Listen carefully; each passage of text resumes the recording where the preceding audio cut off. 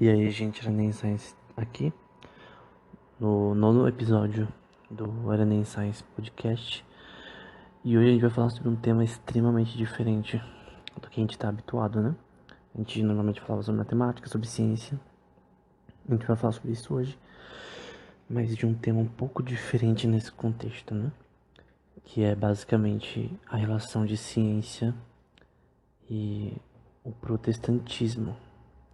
Especificamente, eu escolhi o protestantismo porque eu creio que é o que eu acredito no caso, né? E eu vou fazer alguns comentários sobre essa relação de ciência com a Bíblia, né? No caso.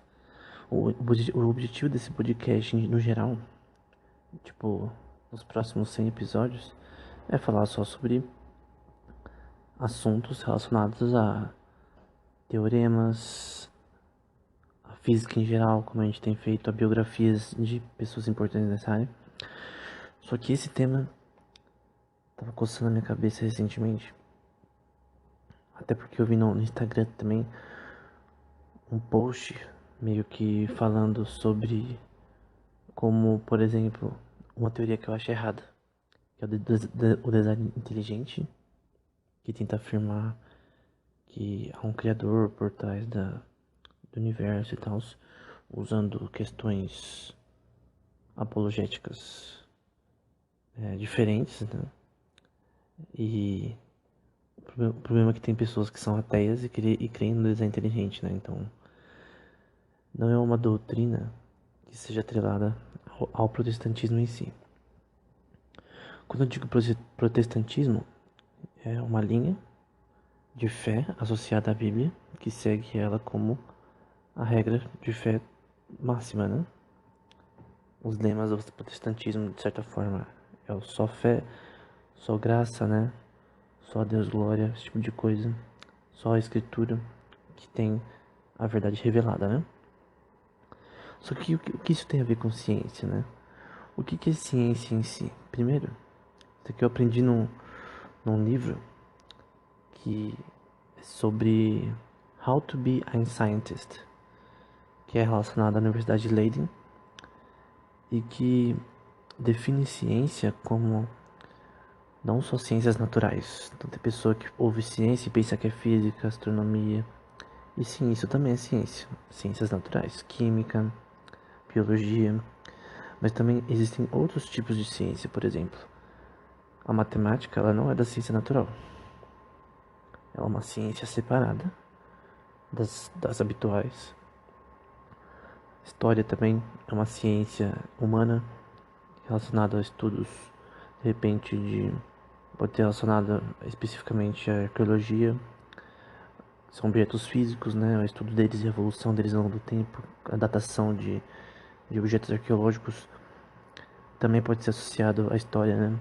A eventos históricos que você tem que ler livros, de repente são em várias línguas mortas, como o latim, como o grego koiné, ou grego clássico, ou em armeniano, ou em, ou em línguas ainda mais difíceis como copta, enfim, chinês antigo, e você tenta ler esses registros históricos e estabelecer o mais fiel possível, né? E empiricamente possível o que aconteceu, que eventos históricos aconteceram naquele determinado período, né?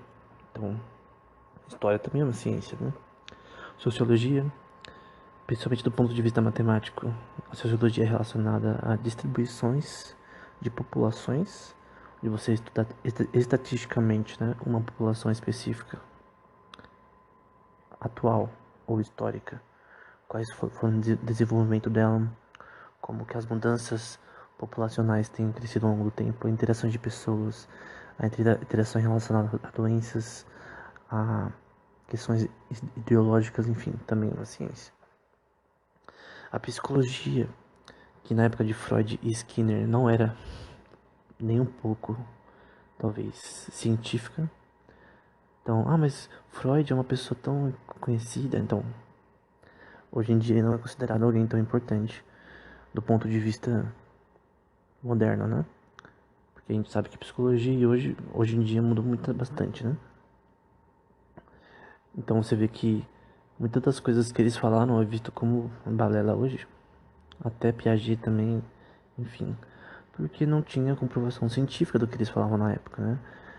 Quando tentaram comprovar, viram que, por exemplo, o próprio pensamento sobre psicanálise não tinha tanto valor científico e prova disso, né? Que eram só teorias deles, né, que não tinham comprovação. E no fim foram descartadas, né? E hoje em dia a psicologia ela tem muito mais uma bagagem científica de experimentos que você tem que fazer até para analisar comportamentos sociológicos, com questões comportamentais do ser humano. É usada mais estatística do que achismo, como era na época, né? Então você tem que ter dados, tem que ter um grupo de estudo, tem que testar um grupo de estudo com outros grupos para ver a relação da sua hipótese. Então, diversas outras áreas que não são das ciências naturais, né? Não são química, não são biologia molecular, são ciência também. Então, esse papo que só ciência é só astronomia é uma mentira. Então, tipo, só física. As pessoas têm uma ideia assim, né? Ah, vou estudar ciência. Pô, que ciência? Qual? Até porque antigamente, há 2000 anos atrás, na época dos filósofos, tudo era filosofia, né? Então a física, a matemática eram todos ramificações da filosofia, que no caso era a busca do saber, né? O amor à sabedoria, né? Então é isso que os gregos gostavam, né? De sabedoria. Embora eles não alcançaram tanto quanto poderiam, né? Então é importante a gente fazer isso, a definição de ciência, que ciência não é só uma parte que as pessoas pensam. Outra coisa é que quando a gente estuda o texto bíblico, a gente também tem que usar formas científicas de analisar ele. Que formas científicas? A gente tem que ver a análise histórica, que a gente chama, é uma frase famosa, Citizen Lab, que é a situação de vida da pessoa, né, naquele grupo específico, naquele livro específico, que foi escrito ao longo de vários anos, né, de milhares de anos. E a gente tem que analisar também a questão linguística. A linguística também é uma ciência. Muito importante também para o estudo bíblico é a linguística comparada, que você analisa tanto frases quanto conceitos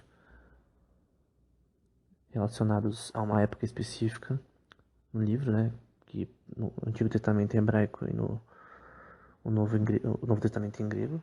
E você compara com coisas da época. Então, por exemplo, eu estou lendo uma palavra no Novo Testamento e eu posso comparar ela com Homero, com Platão, embora anacronicamente é bem distante, algumas palavras ou conceitos, você pode até ter uma noção melhor.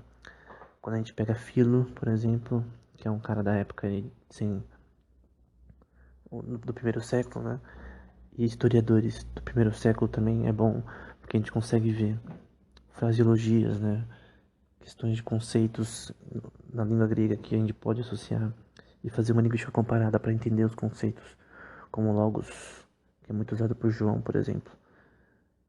O que é o logos, né? O que era logos para Platão, por exemplo, para Aristóteles, quando eles usam, o que significa no tempo de Cristo, no caso, né? De Jesus, por exemplo, no primeiro século, né? O que significava logos no ponto de vista grego e do ponto de vista helenista judaico, por exemplo.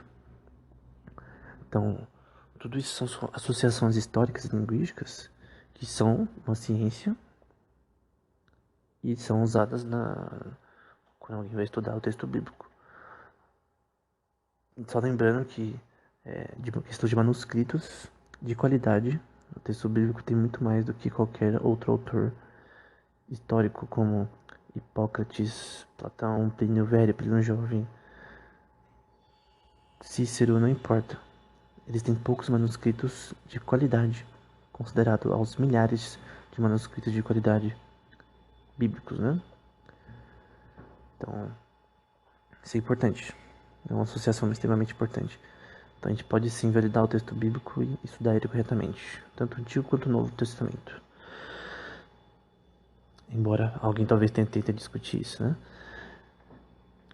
Outra questão, que o texto bíblico não é um texto científico. O que significa isso? Que o texto bíblico não tem a ver com ensinar você física. Então, uma coisa simples, você quer aprender física, quer aprender física quântica, física clássica, você quer aprender química, você quer aprender biologia molecular, para onde você vai? Para a faculdade. Você vai para a faculdade, você vai aprender o que é catálise, você vai aprender o que é o efeito quântico de Zeno, na física quântica, você vai aprender, você vai ler o paper do EPR do Einstein, Podolsky e Rowling, no caso da física. Você vai estudar o que você tem que estudar. Você vai estudar cálculo diferencial, você vai estudar topologia, para quem é mais para física, né? Você vai estudar teoria dos grupos. Enfim, você vai estudar o que você tem que estudar na sua área, né? Para entender sua área, você vai estudar matemática. Você vai estudar a história da matemática, você vai estudar teoria dos números, você vai estudar teoria da category theory, né? Que categoriza as áreas da matemática. Você vai estudar o que é epifimorfismo, o que é morfismo, o que é difeomorfismo, enfim. Eu tô tentando traduzir do inglês de cabeça, deve ser isso, mas enfim. Que é relacionado à topologia. Você vai estudar o que é uma homotopia, também na topologia. Você vai estudar o que você tem que estudar na sua área, não é? Agora, o que te atrapalha acreditar no texto bíblico em estudar essas áreas? Pensa um pouquinho. Alguém que faz física, o que vai atrapalhar? Nada, né? Você vai mudar o que você estuda de cálculo diferencial? Não. Não tem nada a ver com isso. Vai atrapalhar você.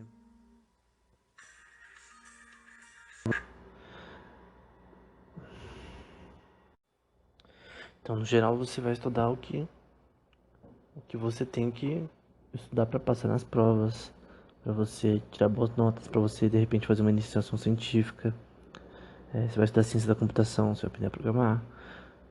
Você pode aplicar isso também para física computacional, que é um tema muito importante, química computacional, biologia molecular computacional, envelopamento de proteínas. Você pode estudar inteligência artificial. Enfim, qual que é a barreira que alguém que crê no texto bíblico, que é na igreja, por exemplo, tem de estudar essas coisas? Nada. Zero. Aí alguém vai se levantar mais. E a teoria do Big Bang e a teoria da evolução? Realmente. Esses são conflitos. Então, a do Big Bang em si tem duas coisas importantes. Primeiro, que originalmente o George Lamaitre, que criou a teoria, né, do zero, ele primeiro viu que o universo estava expandindo, ele escreveu uma tese sobre isso, e depois sugeriu que talvez tivesse sugerido de um ponto específico, que ele fala, poderia, por exemplo, conceptualmente um átomo, né? Então o universo está expandindo, parece que veio de um ponto inicial, é isso. O resultado dele, né? Foi um resultado baseado nos dados astronômicos de Hubble, né, na época. Provavelmente era o Hubble. Mas enfim. E ele era um padre católico, né? Acreditava em Deus e tudo. Era até padre. E teve nesses resultados, né? E ele começou a sugerir essa teoria. As pessoas não gostaram na época, principalmente porque ele era um teólogo, né? Ele um padre. E já teve um preconceito, né? E hoje em dia é mais aceita, né? Assim, do ponto de vista bíblico, o universo foi criado em 7 dias. E não tem outra interpretação. Pedro, nas cartas de Pedro, vai dizer que a Bíblia só tem uma interpretação. Uma. E é aquela que o texto está falando. Tem uma coisa que Lutero falava que é a clareza das escrituras, né? Então, contanto que você não seja um analfabeto funcional, você vai conseguir entender em Gênesis, você vai ler e vai ver que é 7 dias e 24 horas. Agora, se você quiser adicionar um significado que o texto em si, historicamente, linguisticamente e até do bom senso também não está dizendo. Então, aí você tá sendo uma pessoa sem conhecimento, né? De como a linguagem funciona, seja português, inglês, não importa que língua esteja, né? Então, tem pessoas que torcem as escrituras, mesmo sabendo, às vezes, tudo que eu falei, né? Sabe linguística, sabe entender como interpretar um texto, que é exegese, né? No caso, hermenêutica, que é como se interpretar um texto, que quem estuda, por exemplo, jornalismo e direito tem que aprender isso, né? Hermenêutica. Mas no geral é isso. Então, aí a questão da fé, né? Se você acredita que Deus escreveu o livro, então, através dos homens, né? Então, assim, é uma coisa de fé, né? No caso, não tem como você crer, por exemplo, que o universo tem 14 bilhões de anos. Aí realmente é um conflito que não. E assim, a ciência muda todo dia, né? Todo dia acham coisas novas. Não foi Lord Kelvin que disse, mais de 100 anos atrás, que já tinham descoberto tudo na ciência que não tinha nada para descobrir. E aí, um pouco tempo depois, veio a teoria quântica e mostrou que ele estava extremamente errado, né? Então, esse é um ponto que aí, no caso, a fé vem em primeiro lugar, né? Então, mas como você explica então? Não sei.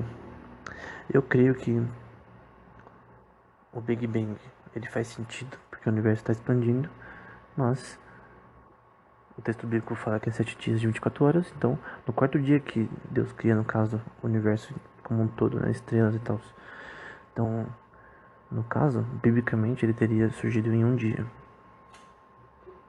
Então o Big Bang aconteceu em um dia, não sei, não estava lá.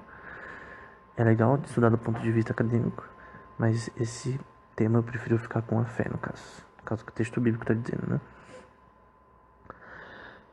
No caso da teoria da evolução, também não tem como você acreditar nela, sendo pela fé, que no caso ela... Ah, mas e se os 7 dias eram eras? Enfim, o texto não diz eras.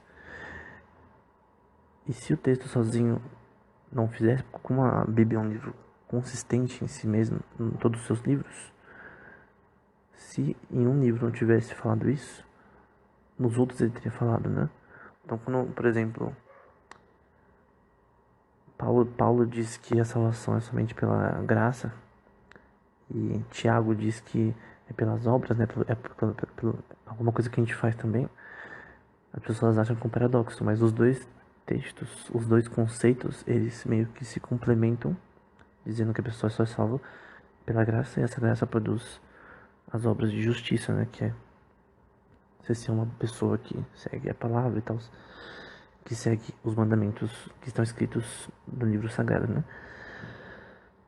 Então, no caso, o que parecia inconsistente, na verdade é consistente. Então, às vezes, outros livros diferentes no texto bíblico se complementam. E uma aparente contradição é complementada por um outro texto. E aí você tem que ler para saber disso, né? Então, o Big Bang não é o ponto, é a questão da idade do universo, da Terra. Então, cosmologia aí no caso, sobre origem e teoria da evolução não podem ser sustentadas por alguém que crê na fé bíblica. Não é aceitável. Agora, todo o resto da ciência não vai ter nenhuma diferença. Aí você diz, mas será que a teoria da evolução e a idade do universo e da Terra são o core de toda a ciência que existe? Eu acho que não. Eu acho que tem. Eu acho que quando você vai pra faculdade, isso é uma coisa importante, né? Você vai fazer física, você vai fazer qualquer outra coisa. É uma teoria importante, mas você não vai. Mesmo quem estuda biologia não vai só estudar teoria da evolução. Você vai estudar N coisas que não tem nada a ver com o tema. Embora ela, nesse contexto, ela implica muitas coisas biomédicas que são importantes, né? no contexto de quem acredita nessa teoria, né? Por exemplo, epidemiologia vai ser explicada nesse contexto, doenças e como de repente o organismo luta para atacar elas, para se defender contra elas. Então todos esses conceitos hoje em dia, elas são explicadas, né, pela teoria da evolução em si, né, de como o sistema, ele, de forma aparentemente randômica, ocorrem mutações de sistema que criam outros organismos, né? Embora na prática nenhum experimento mostra isso, né?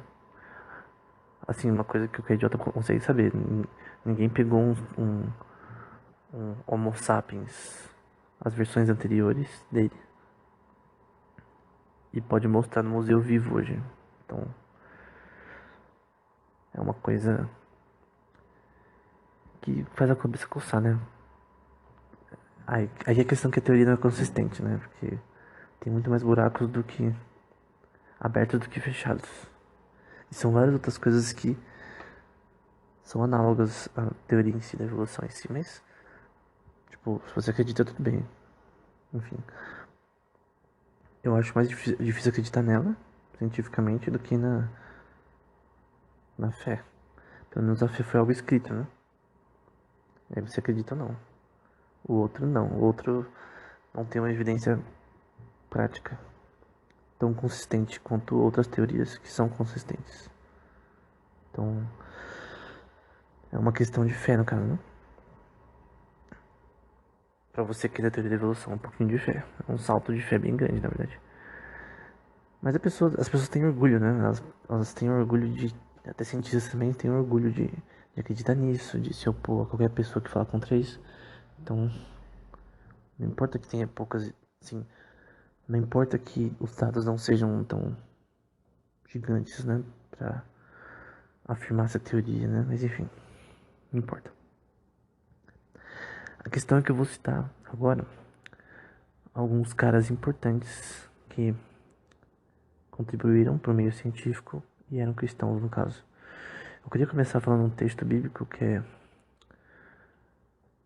fala: ó Timóteo, guarda o depósito que te foi confiado, né? Tendo horror aos clamores vãos e profanos e às oposições da falsamente chamada ciência, né? No contexto aqui, ele usa a palavra gnosis, né? Que posteriormente vai ser um motivo de crises no, no, no contexto do cristianismo, né? Que vai ter algumas seitas gnósticas e tal. Mas nesse contexto eu acho que ciência em si é também no contexto grego, né? De filosofia grega e tal, que no geral, né? Então as oposições facilmente chamadas ciência, né? Com a profissão de alguns se desviaram da fé, né? Então alguns aclamando uma falsamente chamada ciência, né? Aí você fala, mas pô, como assim falsamente chamada ciência? O que é isso? É pseudociência. O que é pseudociência? É uma ciência que ela é baseada em afirmações falsas e que não são validadas cientificamente. Eu não estou dizendo que a teoria da evolução é pseudociência, mas é. Mas enfim. E isso pode ser validado também. É que assim, é que é a única que os caras têm pra falar sobre isso, né? Então, não tem outra pra ficar no lugar, né? Então, quando ela surgiu, foi um rodo na perna de todo mundo, porque é a única coisa que explica algo que vem do nada, né? Então, sobre pessoas que foram cristãos, cientistas ou matemáticos, né? Primeiro, Isaac Newton. Aí alguém pode falar, não, mas é só o contexto histórico dele. Isso não é verdade. Talvez tinham pessoas que eram católicos ou simplesmente cristãos porque todo mundo ao redor era e tal, porque o ambiente era e tal. Mas Isaac Newton é um cara que escreveu muito sobre a Bíblia. Tem um livro, por exemplo, que ele escreve sobre Daniel, sobre as profecias de Daniel do Apocalipse, e ele demonstra conhecimento de grego, conhecimento de pais da igreja, que são escritores que escreveram próximo aí do século I, II e III e IV. Tem os pós-nicenos e antes-nicenos, né? Antes do século III, não, século IV, do começo do século IV e depois do século IV, que são os antinicenos e nicenos. Não, os nicenos e pós-nicenos, pré-nicenos e pós-nicenos. Como, por exemplo, tem o Matetes, né? Embora o nome dele não seja esse, tem o Policarpo de Esmirna, tem o Ireneu, enfim, de Leão, Ambrósio, depois, né, Agostinho. Ele demonstra conhecimento do que os escritos dele, então ele lia. Ele não só lia a Bíblia, ele lia Pais da Igreja. Ele provavelmente lia coisas de teologia na época. Então ele demonstra conhecimento bruto sobre isso, né? E os documentários sobre ele falam que ele escreveu mais sobre isso do que outras coisas, né? Então, eu não sou uma pessoa só levada como um bando pra esse tema, né? Outra coisa, embora Newton não fosse trinitariano, né? Que é uma heresia. Mas enfim. Outra pessoa perto de Newton que também era Leibniz. Ambos imitaram o cálculo diferencial, né? De forma independente. Leibniz era também cria na Bíblia e tal. Embora talvez não seja tanto quanto Newton. Tinha também, anteriormente a eles, o Galileu Galilei. Tem uma frase dele que a gente cita num capítulo sobre esse tema, né? De dois livros. O primeiro é do Opere 2 Saggiatore, na página 171. Abre aspas, é o Galileu Galilei falando. O universo, no caso, né, não pode ser lido até que tenhamos aprendido a linguagem e nos familiarizarmos com os caracteres que ele foi escrito. Ele foi escrito numa linguagem matemática e as letras são triângulos, círculos e outras figuras geométricas, né, sem os quais é humanamente impossível compreender uma única palavra, né.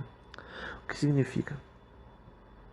Ele está dizendo que o universo em si ele pode ser explicado matematicamente. Ele é um sistema físico que pode ser explicado pelas leis que nós observamos e podemos descrever elas matematicamente, né? Outra coisa que ele descreve no diálogo entre dois grandes sistemas de mundo, Dialogue of the Great World Systems, ele diz: o intelecto divino de fato conhece infinitamente mais proposições, mas em relação aos poucos que o intelecto humano compreende, creio que o conhecimento equivale ao divino em certeza objetiva, né? O que significa isso, né? Que o intelecto humano compreende, creio que seu conhecimento equivale ao divino. No sentido que, isso é verdade, que por mais que a matemática em si, segundo o teorema de Gödel, e o princípio também de Alan Turing do Aichfetung Problem, né? Que é problemas que não são computáveis, né? Um problema que não pode ser resolvido computacionalmente, ou no contexto de Gödel, que axiomas matemáticos em si, elas têm uma inconsistência aparente, né? Então, sim, os axiomas matemáticos, eles têm inconsistências em si, qualquer sistema, mas eles podem explicar como o universo funciona. Então, tem um paper de Wigner, né, um artigo dele sobre quanto a matemática é efetiva nas ciências naturais, né? The Effectiveness of Mathematics in Natural Sciences. Ele descreve como, por exemplo, a gravidade de Newton e outros resultados foram tão acurados que mostram como a matemática ela é a melhor linguagem para descrever sistemas físicos, no caso o universo, né? E também aplicaria isso para sistemas biológicos, né? Embora embora tenha um artigo do Jack, não lembro o nome dele, eu vou pôr na descrição, que é um artigo sobre, que é o contrário do de Wigner, que diz que para muitas coisas a matemática não tem sido efetiva nas ciências naturais, né? Que é um contraponto do Wigner, né? Eu lembrei, é o Jack Schwartz. Vou deixar na descrição o artigo, até fiz um vídeo sobre ele. Ele era amigo do, do David Finkelstein, que é um físico importante, né? E ele fala sobre como, por exemplo, na teoria quântica, principalmente, a matemática tem sido muito... não tem tido muita efetividade em descrever a teoria quântica da forma correta, né? Isso mostra que, assim, o que Galileu disse é verdade, mas não para todos os pontos, né? Mas no geral, a melhor linguagem. Então, se você quer descrever como sistemas do universo funcionam, no contexto da, por exemplo, tem uma área chamada mecânica celestial, né? Que estuda como sistemas planetários se movem e tal, você consegue simular isso daí. Então, uma coisa que a Sofia Kowalewska, por exemplo, pesquisou bastante, ela é bem importante nessa área. Então, mas o que o ser humano sabe, por exemplo, as generalizações que a gente tem na física, por exemplo, a aproximação da gravidade, a constante de Hubble, enfim, tudo são aproximações que elas têm um significado aparente, né? Então elas são equivalentes ao divino no contexto que elas são corretas. Então, eu creio que vamos supor, se eu pegar, por exemplo, tentar explicar um, como um planeta como Mercúrio orbita ao redor do Sol, por exemplo, simular isso no computador. Então, esse conhecimento é igual ao divino no contexto que é o conhecimento verdadeiro, é a verdade. Então, tem proposições na física que são uma verdade que ela não muda, né? Ela sempre vai ser igual. E nesse contexto eu poderia adicionar um ponto de vista teológico, né? A gente tem uma coisa chamada Imago Dei, que é a imagem impressa de Deus em nós, né? Que é o Espírito de Deus impresso em nós, né? No contexto teológico, o ser humano é o corpo, alma e espírito, né? Soma, psique e pneuma. No caso, essa Imago Dei é uma imagem impressa de Deus em nós, no sentido de que a gente pode ser como Ele no contexto de ser pessoas corretas, justas e amáveis, né? Que lembram Ele quando a gente faz essas coisas corretas, morais. Quando a gente age como Cristo, por exemplo, a gente está cada vez mais parecido com a Imago Dei verdadeira, né? De Adão no Éden, por exemplo. Embora ela esteja corrompida, e daí que vem Cristo morrer por nós e tal.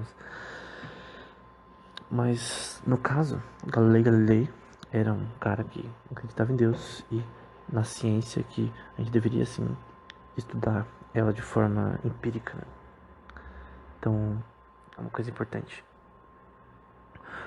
Johannes Kepler, o Kepler e o Copérnicos, principalmente, ainda mais além, que eles tentaram ser teólogos primeiro. E você pode ver, quando a gente for falando, que é incrível a quantidade de cientistas importantes, né, que quase foram teólogos ou pastores antes de entrarem na matemática, né? E por algum motivo eles se desviaram. Por motivos de, eu não quero mais fazer isso, eu não quero trabalhar com isso, eu quero fazer matemática, né? Ou ciência. Então, Kepler, por exemplo, foi uma pessoa que... Eu estou citando aqui o Mac Tutor, né? Tava falando sobre a história dele, né? Kepler estava convencido de que Deus havia feito o universo de acordo com um plano matemático, que era uma crença encontrada nas obras de Platão e associada a Pitágoras, como é geralmente aceito na época, que a matemática fornecia um método seguro de chegar às verdades sobre o mundo, né? Como as noções e postulados comuns de Euclides sendo considerados verdadeiros, realmente verdadeiros, né? Temos aqui uma estratégia para entender o universo.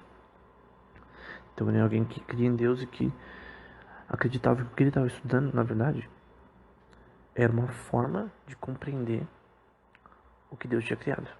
E isso é uma coisa boa.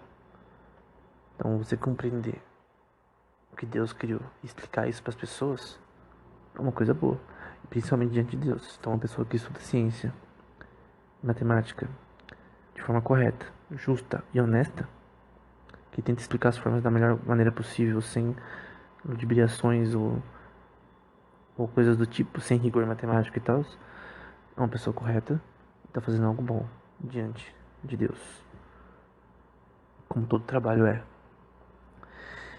Nicolas Copérnicos também quase foi para essa questão de ser estudar teologia, né, mas acabou indo para matemática, né. Aí, aqui citando de novo MacTutor, sobre a biografia do Nicolas Copérnicos, né. Então, se você digitar Nicolas Copérnicos MacTutor Andrews University no Google, você já acha, já. Então, citando eles, né, seu tio do Copérnicos, né, o Ratzinger, ele estava determinado que Copérnico deveria seguir uma carreira na igreja, né. De fato, esta era a profissão que daria segurança a alguém que desejasse seguir a carreira. Para obter as qualificações necessárias, né, Copérnico decidiu a Universidade de Bolonha formar em Direito Canônico. No outono de 1496, viajou para a Itália, ingressando-se na Universidade de Bolonha e depois iniciou mais 3 anos de estudo. Embora depois ele foi para matemática e tal, ele que estabeleceu o heliocentrismo, né, que o Sol é o centro do sistema solar e tal, enfim.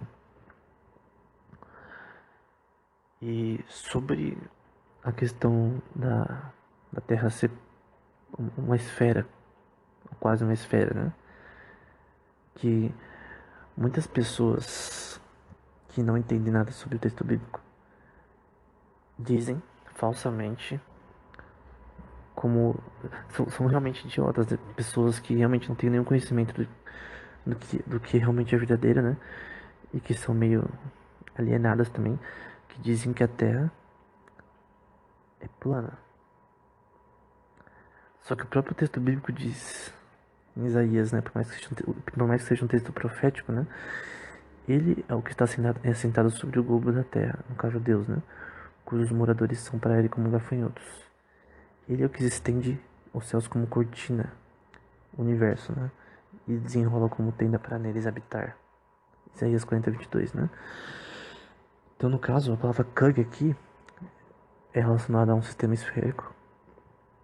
Então, no caso, o próprio texto bíblico está dizendo que a Terra é esférica.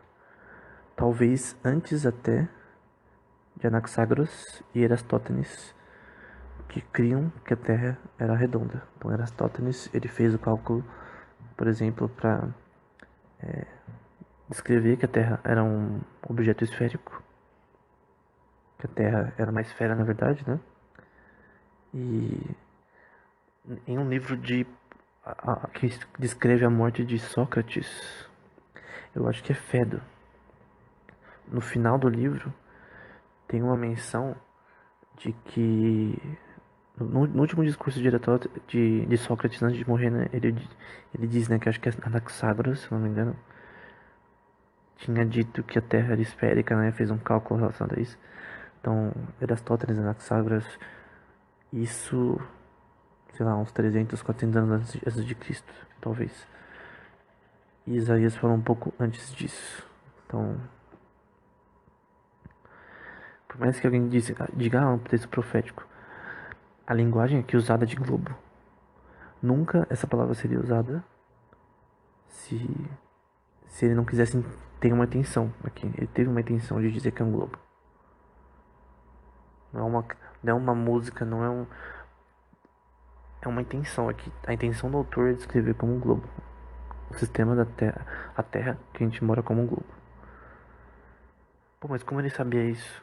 Enfim, nós cremos que, inspirado pelo Espírito Santo, ele disse isso, né? Às vezes eles falavam coisas que eles não sabiam. Outro exemplo de coisas parecidas, antes da gente continuar, né? Tem aqui uma lista de passagens que falam coisas que são científicas na prática antes delas serem descobertas, né? Por exemplo, essa que a Terra é uma esfera, que as esteiras são incontáveis, embora na época eles pensavam que as esteiras eram finitas, né? Que tinha um número finito. Jeremias 33:22 fala que não, que o ar tem peso, que foi uma coisa descoberta só depois, na época moderna, né? Tá em Jó 28:25, que cada estrela é diferente em brilho, né? Que também era uma coisa que é bem recente, por incrível que pareça, né? Cada estrela é diferente. E tá em 1 Coríntios 15:41, que a luz se move, que é em J 38, 19 e 20, que a Terra flutua sobre o espaço vazio, que é Jó 26 e 7, que é o livro mais antigo da Bíblia, provavelmente. Enfim, e muitas outras coisas, né? Que a criação foi feita de elementos invisíveis, Hebreus 11:3, que também é algo que é crido, no caso átomos, né? Enfim. Embora, assim, aqui da criação é um pouquinho difícil falar, né? Mas sim, são elementos invisíveis que compõem toda a criação. Então a criação é feita de coisas invisíveis. Então Hebreus 11:3 fala sobre isso. E não é feito de algo aparente, né? Também fala nessa passagem. Então, nós não queremos que Deus, que as coisas são feitas de algo que é aparente, né? Que fez sozinho. Mas se eu for parar pra pensar, é burrice pensar que as coisas foram criadas do nada, né? Mas orgulho é mais importante das pessoas do que tentar investigar a verdade, né? Então, outros caras também que foram importantes, que também quase foram pastores, foi o Neil Zabel. Neil Zabel foi um cara importante em integrais elípticas, no trabalho de elipses, né? Que é importante do ponto de vista da cosmologia também. Ele escreveu um artigo, na verdade, em cosmologia com relação a esse tema. E também a teoria dos grupos, né? Ele foi um dos caras mais importantes na prova que equações de quinto grau não seriam resolvíveis, né? Por radicais. E essa prova levou também a teoria dos grupos de Galois também, que mostra que você pode definir um grupo de polinômios de forma algébrica, definir as permutações entre eles de forma simétrica, e que o grupo de polinômios de primeiro grau até o quarto grau seria um grupo de um sistema algébrico fechado, né? Você poderia fazer N coisas extremamente importantes para física, e tem aplicações também para genética também, para biologia molecular também. Embora, na minha opinião, é mais para física.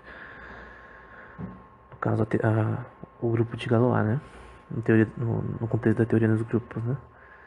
E Niels Abel ele não só foi um cara que aparentemente era cristão, o seu avô era pastor da igreja lá em Oslo, na Hungria. E o pai dele também estudou teologia e filologia e se tornou pastor também. Teve um problema lá que o pai dele começou a fazer um monte de coisa errada, parece. Beber, se aliou com o rei da Suécia, que as pessoas não gostaram da região dele e começaram a falar mal dele por causa disso. Talvez ele seja mais falado mal por causa disso, né? O pai de Niels Abel. E no fim, ele não conseguiu se tornar uma pessoa conhecida até a sua morte, né? Só bem depois, né? Ele morreu bem jovem, né? Antes dos 30 anos, se não me engano. Então, uma pessoa que teve um ambiente cristão ao redor dele e que isso não atrapalhou em nada. Leonhard Euler também era cristão. O pai de Euler quis que ele queria seguisse a igreja, né? Eu tô citando aqui a biografia dele no MacTutor de novo, da Andrews University. Então, o pai de Euler, né, queria que o filho seguisse a igreja. Me enviou para a Universidade de Basel para se preparar para o ministério. Aí ele entrou lá aos 14 anos, né, 1120, para seguir a educação de estudos avançados, porém, um cara famoso, né, Johann Bernoulli, descobriu o potencial dele e começou a dar aulas particulares para ele e tal. Meio que ele falava, olha, esses livros aqui, qualquer coisa se pergunta, se você não saber o que está acontecendo. E aí, ele simplesmente virou o maior matemático da história. Passou um bom tempo na Rússia, mas alguém pode dizer, mas Newton não era melhor que ele? Ou Grothendieck? Ou não tem outra pessoa melhor que ele? Euclides, de repente? É, Arquimedes? Esse Euler realmente era o maior matemático da história. Ele é o que mais tem contribuições. Tanto de, tanto de quantidade de publicações quanto de resultados, né? Porque publicações de qualidade, né? E talvez ele seja a pessoa que mais adicionou coisas pra matemática em si. É tipo um nível absurdo, não tem comparação. Ele é o mestre de todos os mestres na questão de matemática, né? Newton nem se compara a ele, pode ter certeza. Se você estudar, você vai ver que Euler é o matemático. Newton é o cara da física, né? Euler é o cara da matemática. E óbvio que várias das coisas que ele descobriu têm aplicações na física. Enfim, um cara super importante.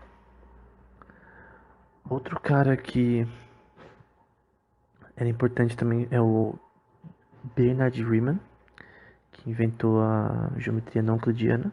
Não foi do nada, né? Tem uma que começou essa área foi o Nikolai Lobachevsky, Janusz Bolai e o Gauss um pouco. Mas ele também foi, o pai dele era pastor. Ele ia seguir a carreira de teologia e tal, estudar hebraico e tal. Parece que até estudou um pouco, não gostava. Na biografia dele fala isso, mas parece que também um professor fez ele mudar de ideia e seguir pra matemática, né? Então, outra pessoa que quase foi pra teologia, mas depois foi pra matemática, no caso, né? E o que o Riemann criou foi basicamente uma das coisas mais importantes para a relatividade de Einstein, para descrever o espaço-tempo, né? Que a gente usa a métrica de Riemann, né? A gente tem uma topologia, um manifold, a gente quer descrever aquele sistema hiperbólico que define como uma partícula de luz viaja no espaço-tempo, né? Ao redor de um objeto com um campo gravitacional X. E a métrica de Riemann, ela define a curvatura desse sistema, né? E o caminho que essa partícula vai fazer, né? Nesse lugar. Então, eu acho que ele inventou uma nova geometria, né? A geometria não euclidiana.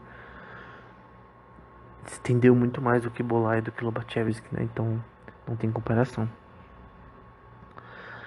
Então, ainda mais tem outro. Esse é o que é mais. Esse é o que é mais. Tem o Michael Faraday, eu não vou falar muito sobre ele. Tem o. Parece que o James Clerk Maxwell também era. Enfim, Augustine Louis Scout. Michael Faraday principalmente. E o George Cantor, né? Eles realmente gostavam bastante de ler a Bíblia e tal e seguir os princípios. Porém, o cara mais importante mesmo é o Hermann Grassmann. Por que ele é mais importante?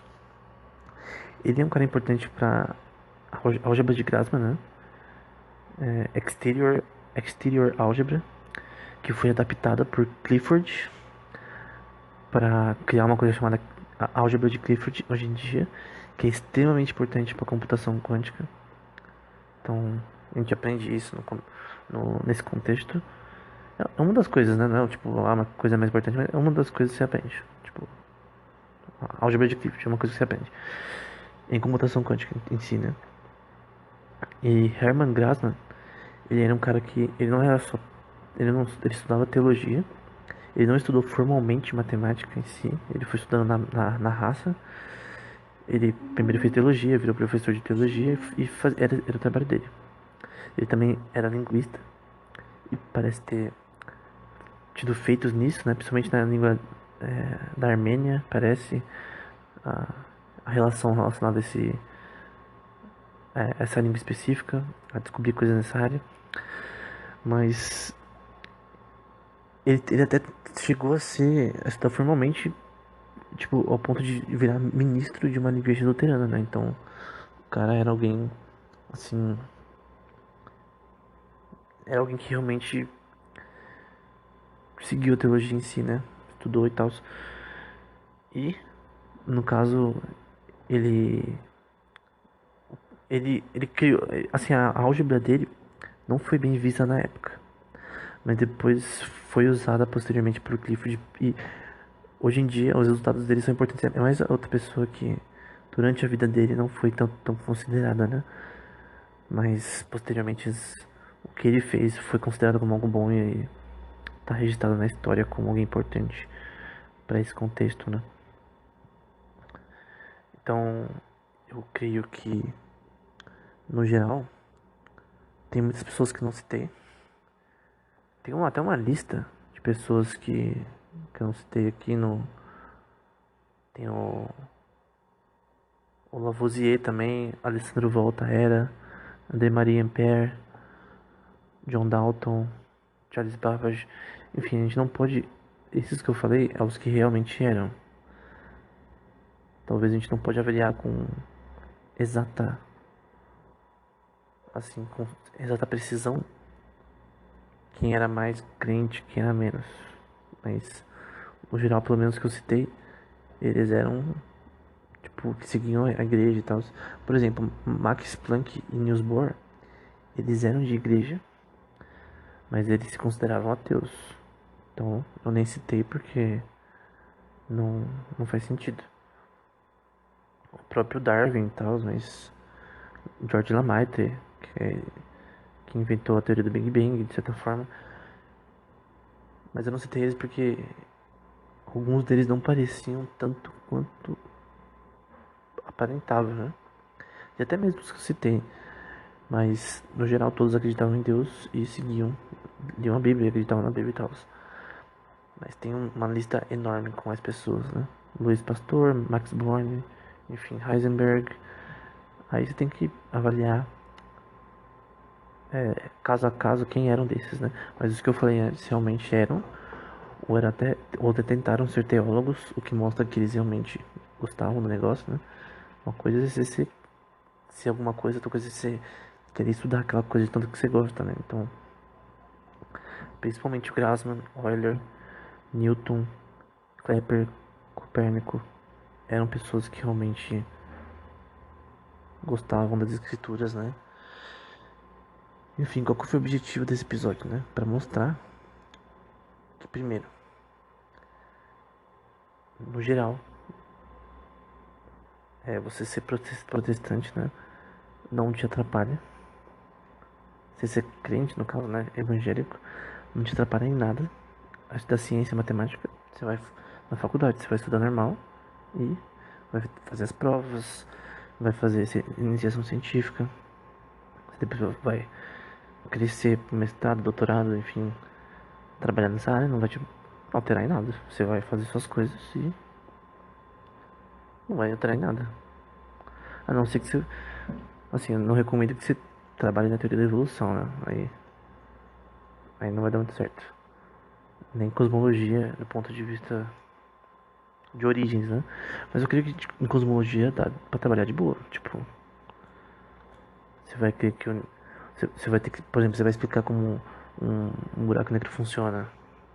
Você vai explicar como sistemas computacionais, sistemas galácticos funcionam de certa forma, usando mecânica celestial, né? Vai estudar essa área. Você vai estudar normal, não vai mudar nada. Então,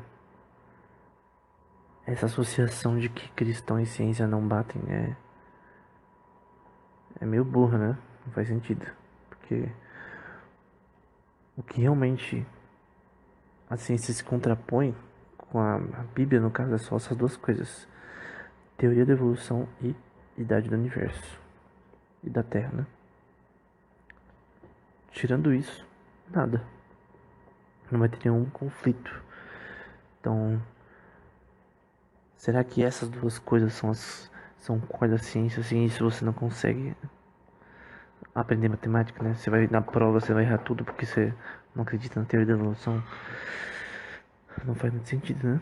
Então, qualquer pessoa que ainda com orgulho se estende agindo dessa forma, tem esse texto de 1 Coríntios 1 para citar, né? Mas para os que são chamados, né, tanto judeus como gregos, lhe pregamos a Cristo, né? Poder de Deus e sabedoria de Deus, porque a loucura de Deus é mais sábia que os homens, e a fraqueza de Deus é mais forte que os homens. Ele continua no 27. Mas Deus escolheu as coisas loucas deste mundo para confundir as sábias, e as coisas fracas deste mundo para confundir as fortes, né?